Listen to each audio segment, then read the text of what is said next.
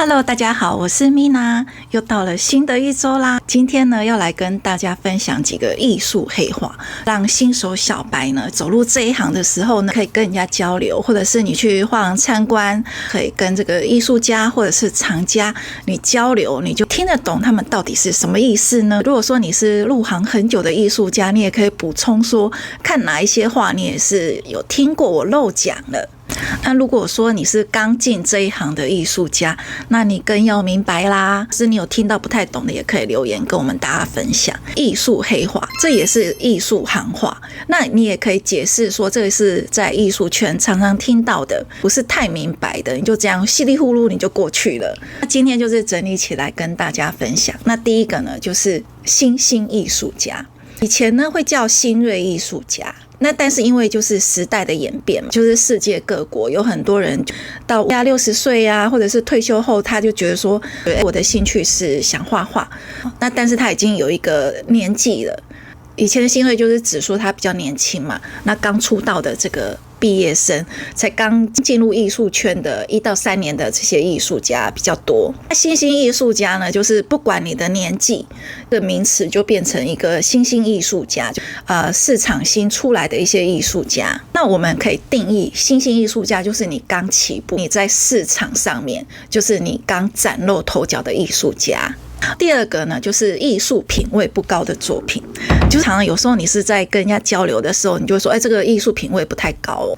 好，那这个什么意思呢？因为你会觉得，品味不是每个人都不一样吗？喜好也不一样吗？没有，这个东西是有一些特定的东西。怎么说呢？这个是指一些就是比较装饰化，比较就是一般重复的东西，一些复制化。是属于那种一直重复，属于就是艺术家的这种流水线。那像艺术作品，它就是独一无二嘛，但是他会觉得这个卖得好，它就是一直不断的重复一种的目的，然后让你挂在家里，例如说装饰，或者是它是风水画之类的东西。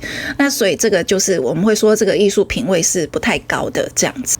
它这些是没有收藏价值的作品，所以呢，不是说所有画出来的东西都叫做艺术品，都有收藏价值。所以这个是要跟大家讲的东西。所以什么是艺术品，也不是说你每个人画得出来的都叫艺术品，对不对？有分很多很多的层次。第三个就是风格。很多人就会聊天说，这个人真的你很有风格或者是我在寻找我自己的风格，或者是你这个艺术家没有风格你就是会常常听到风格这件事情。我们怎样去定义风格呢？其实风格是有定义的，它其实还是第一个它有脉络，那第二个呢，就是说它有自己独特的语言。第三个就是说，它其实是有很强烈的识别度。我看到这一张画，我就知道是吴炫珊画的；我看到这一张画，我就知道是廖继春画的。它的这个历程跟这个识别度，就是已经形成了它的一些风格。最重要的就是说，它有自己的语言，它有自己的表现力。还有一个就是说，它有自己的思想，它有自己一个很独特的一个思维。还有最重要就是说，他想要做的一些思维，有独立思考的一个能力，而不是说我看到这个我很喜欢，我那个也很喜欢，我都要画。有时候就是你找不到风格，这个也是很多艺术家在学习的。他可能真的是太多东西，他真的是太有兴趣了，他正在尝试这样子，他就是正在一个尝试的阶段。再来呢，就是也会常常听到，就是比较深入一点点。有一些藏家他们就会聊天啦，说这个是蓝筹画廊，那这个是来自赌场的这个术语。那蓝筹的意思就是最有价值的，蓝筹的意思呢，就是说确定这个艺术家是进入到美术史的，他有收藏的价值，而且你这个画能够保值。这些画是有保值能力的，而且呢是以投资为目的的。所以其实在我们很多世界各地的画廊，它都是有很多专门做蓝筹画家或者是培养蓝筹的一些艺术家。那通常这些艺术家他是会经过一些出道的一些过程，可能就有一些中小型的一些画廊，甚至他可能就是在社交媒体啊或者是网络媒体，他说不定有被这个蓝筹画廊看到，他有这个潜力想要栽培他的。目前有蛮多这样子的一个迹象，蓝筹画廊会写在这一边，就是那种你一定听过的高古轩、佩斯画廊啊，这种就是所谓的蓝筹画廊。你要进入到这个蓝筹画廊，这个非常复杂的事情。全球 Top 前5名蓝筹画廊，很多复杂的商业炒作。第5个系数。那系数这个东西，之前我有出了一集有在讲，艺术家你怎样去定价，国内外定价的这个问题。那我这边重复一次，系数呢就是长加宽再乘以你的数字。例如说，你是50公分，那宽也是50加50等于是100，那你就是乘以后面的系数是等于是你的行情是100，所以你这个的价格就是1万这样子。那这个系数是可以做一些更动跟调整的，随着这个市场或者是你这个是可以更动的。它这个1万是人民币哦，所以就要了解说这个系数是从中国那边开始的。再来是第6个号数，那号数就是我们一样跟这个系数是有一点像。那有时候我们常常会去逛画廊，喜欢一张画，有的画廊小姐会跟你讲说，要赶快收藏哦，这现在1号才1000块呢，好便宜，可以赶快买起来，明年就要2000块了。逛画廊的时候，他可能就会跟你这样子讲，他会希望你能够收藏它。一般的艺术家来讲，就是刚开始就是从700、800、1000都会有。那我之前很多的学生，他的画比我卖的还要贵10倍，这样好多哦。那其实我觉得后来发现一件事情，其实有时候这个画有时候是真的是在卖人脉的，这个实在有点复杂。所以为什么有很多的艺术家，他就是一直要不断的去交朋友，去加入很多的圈子加入一些什么狮子会什么什么什么会跟人家交际应酬这个真的也是蛮多的。那要么就是说他的朋友很多，就要常常去吃饭喝酒这样子，就是要交很多的朋友，其实这也是有他的道理的。那如果说是一般的艺术家，就是比较佛系经营。如果说是像我们一般就是比较文静的艺术家我真的很文静，那低调的艺术家，那真的很多人都是走实力的这样子。那我们的价格也真的是可能10年、20年都是这个价格，甚至就是还更低。因为真的艺术家也是越来越多，真的也不是很好卖这样子。卖画就是有他的这个技巧，有时候我都会在这个小影片里面也会有讲，要卖给谁。慢慢几年之后，你就会知道说，有谁会去收藏你的画这样子，你会知道说，你的市场在哪里。再是第7个艺术跨界。那刚开始这个艺术跨界呢，是讲这个艺术家他可能什么都做，他例如说他可能做服装然后做电影做戏剧这样子，或者雕塑就是说他是很多元的这样子，就是说他就是一个艺术家。可是一般来讲，我们例如说我们讲的艺术跨界，现在是指合作比较多。表面上的这个字就是艺术跨界，那艺术跨界就是可能就是真的跨得很远，例如说村上隆跟 LV 的合作之类的，就是很多很多这样的东西。我们台湾很多艺术家他也是艺术跨界，他就会跟这个服装品牌合作，那甚至就是他自己也是服装设计师，他也做服装，他的这个画印花在服装上，丝巾什么之类的，这也是有另外一个品牌的。但是这个艺术跨界是很多元，就是你看怎样去结合。例如说你要结合茶叶，结合咖啡。后来也有认识一个艺术家，他的画也是有跟一个香氛品牌合作，这也都是一个艺术跨界。曾经也有一个艺术家呢，他也是有跟电影合作，这也是艺术跨界。所以这个一讲，其实艺术很多很多种的可能，其实好像也是还蛮不错的。所以就有机会呢，就是要来讲一下，就是这个艺术家如何不会被饿死的单元好了。真的有很多生存的一个方式，就用你的画这样子。可能很多的艺术家他可能都还没有想到。再来是第8个白手套。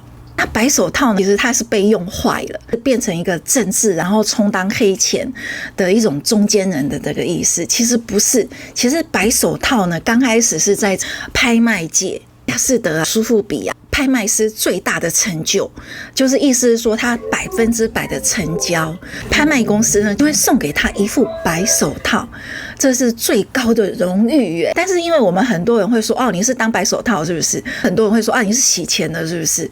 对，就因为有很多这种社会上不好的新闻嘛，会运用这种漏洞然后就会用画去洗钱因为这种画，你可以说它是1万，你也可以说它是没有毫无价值，你也可以说这个价值2000万。我曾经也看过一个政治家，他有画画，他就会办画展。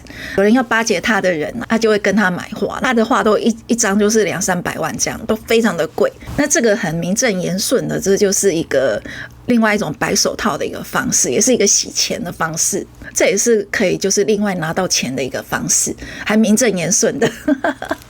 所以很多人就透过这个画来做这个一个洗钱的工具。这电影里面也是常常看到的，这就是所谓的白手套。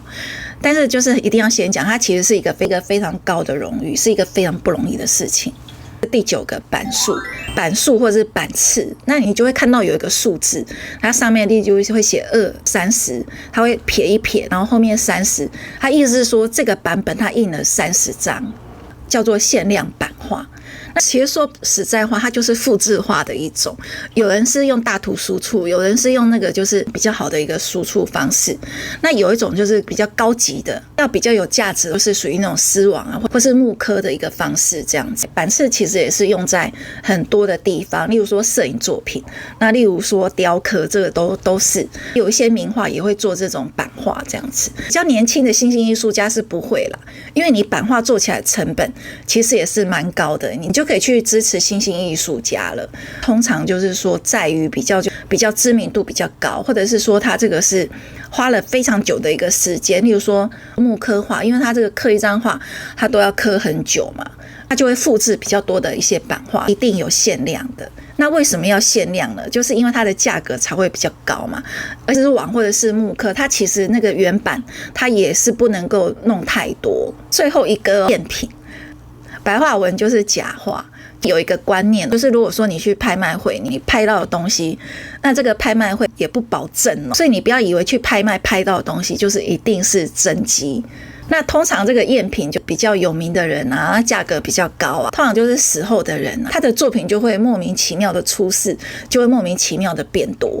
好，就可能连艺术家本人都会表示，我好像没有这张画，连家属也会表示说没印象，没看过。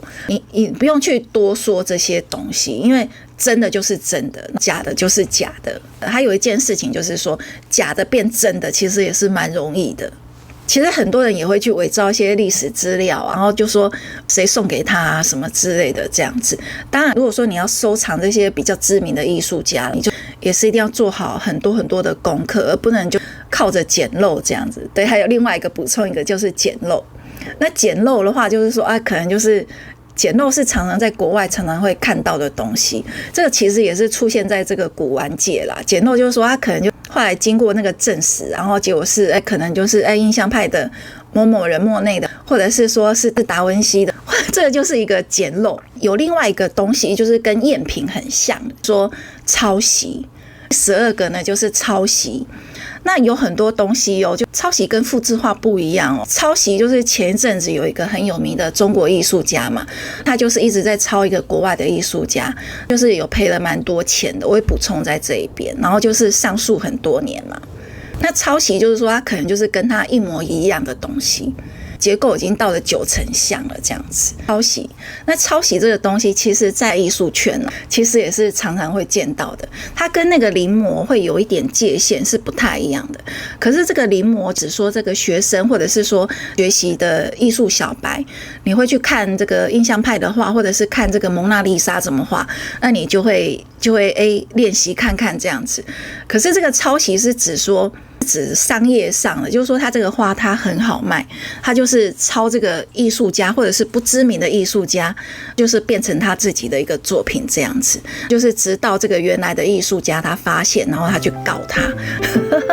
今天讲的会不会有点严肃？就是我们在艺术圈常常会用到的一些名词，或是常常听到的一些行话，你也可以讲说是黑话这样子。